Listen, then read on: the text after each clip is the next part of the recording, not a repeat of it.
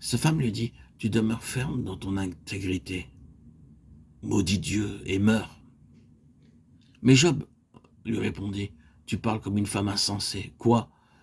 Nous recevons de Dieu le bien, et nous ne recevrions pas aussi le mal. » En tout cela, Job ne pécha point par ses lèvres. Job 2, 9, 10.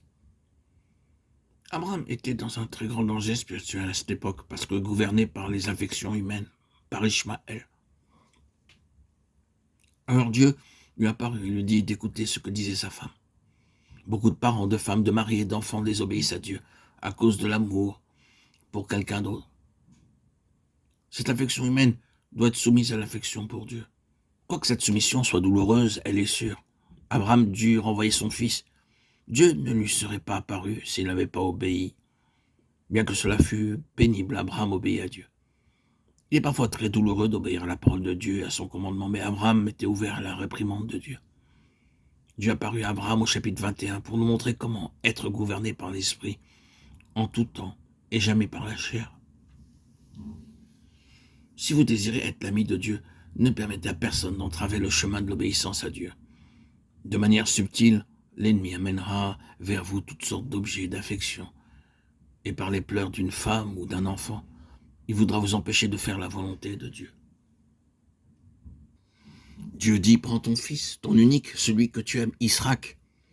Va-t-en au pays de Moria et là offre-leur un holocauste sur l'une des montagnes que je te dirai. Abraham se leva de bon matin, sella son âne et prit avec lui 2 serviteurs et son fils Israc. Il fendit du bois pour l'holocauste et partit pour aller au lieu que Dieu lui avait dit. Genèse 22, 2, 3. Dites-moi, frères et sœurs en Christ bien-aimés, honnêtement, n'avez-vous jamais désobéi à Dieu lorsqu'une certaine occasion, vos bien-aimés ont pleuré à l'entendu de ce que vous vouliez obéir à Dieu? C'est ainsi que beaucoup n'ont pas obéi à l'appel de Dieu pour le service. De même, plusieurs ont refusé de partir alors que Dieu voulait qu'ils partent en quelques lieux. Certains ont refusé de se faire baptiser, d'autres ont refusé à Dieu ce qu'il demandait. Les larmes des bien-aimés ont été la cause de la désobéissance et le Seigneur a dû vous parler et vous reprendre. Aussi aimable et digne d'amour que soit cette personne, vous ne pouvez pas aimer une personne plus que Dieu. La parole de Dieu dit, quiconque aime son père, sa mère, son mari ou sa femme plus que moi n'est pas digne de moi.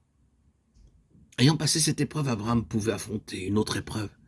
Il avait été sur le point de commettre une erreur en relation avec Agar et Ishmaël, mais Dieu lui parla et il obéit.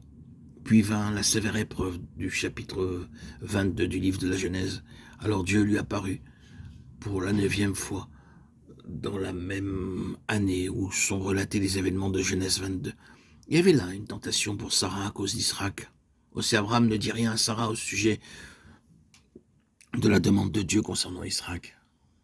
Abraham savait par expérience le danger de dire certaines choses à sa femme Sarah. Il savait que s'il avait dit à Sarah que Dieu lui avait demandé de sacrifier Isaac, elle aurait pleuré en disant « Oh, mon fils Isaac, mon fils unique, Dieu ne demande pas une telle chose. » Ainsi, guidé par le Saint-Esprit, Abraham prit Isaac sans rien dire à Sarah.